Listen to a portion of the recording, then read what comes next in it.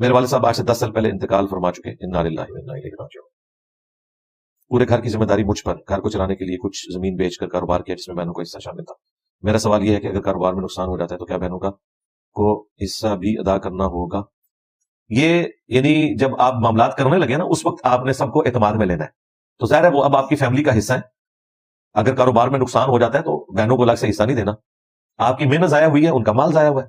اسلام میں یہ ہے کہ جس کی انویسٹمنٹ ہے نا اس کا مال ضائع ہوگا اور محنت کرنے والے کی محنت ضائع ہوگی۔ یعنی اگر ایک بندہ سلیپنگ پارٹنر ہے، دوسرا بندہ محنت کرتا ہے، یہ پیسہ لگاتا ہے، نقصان کی صورت میں اس کی محنت ضائع ہوگی، اس کا مال ضائع ہوگا۔ یہ نہیں ہے کہ مال جو ضائع ہوا ہے وہ آدھا اس نے بھرنا آدھا اس نے، وہ آدھا بھرنے جوگا ہوتا تو آپ کے مال کی انویسٹمنٹ تو نہ کر رہا ہوتا، اس کی محنت ضائع ہوئی۔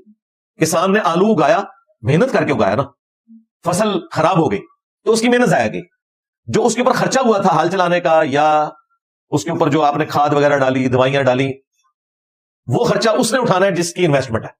انویسٹمنٹ والے کا مال ضائع ہوگا اور محنت کرنے والے کی محنت ضائع ہوگی۔ یہ نہیں ہوگا کہ وہ جس کی انویسٹمنٹ ہے وہ کہ جی مجھے اتنے لاکھ کا نقصان ہوا ہے، آدھا تو برداشت کر، وہ بیچارہ کہاں سے برداشت کرے، اس کی تو محنت ضائع گئی ہے، اس کے پاس تو ہے ہی یہ تھی۔ تو یہ جو کہتے ہیں نفع نقصان برابر برابر برابر برابر نہیں ہوتا، نقصان مال کا اٹھائے گا انویسٹر اور محنت جو ضائع ہوئی ہے وہ اس کا نقصان ہے جو کسان کا نقصان ہوا ہے۔ اس طرح تو ظلم کا نظام ہو جائے گا۔ تو اس طرح کے جو معاملات ہوتے ہیں کاروبار کرنے سے پہلے آپ اپنی بہنوں سے بھائیوں سے مشورہ کریں کہ میں یہ کرنے جا رہا ہوں، اور ظاہر ہے اس میں وہ کنسنسس کے ساتھ شامل ہے تو وہ سب کا مال شامل ہوا ہے۔ اگر نقصان ہوگا وہ ساروں کا ایکولی ڈسٹریبیوٹ ہوگا، آپ کی محنت ضائع ہوئی ہے، باقیوں کا مال ضائع ہو گیا، اس میں کوئی ایسا مسئلہ نہیں۔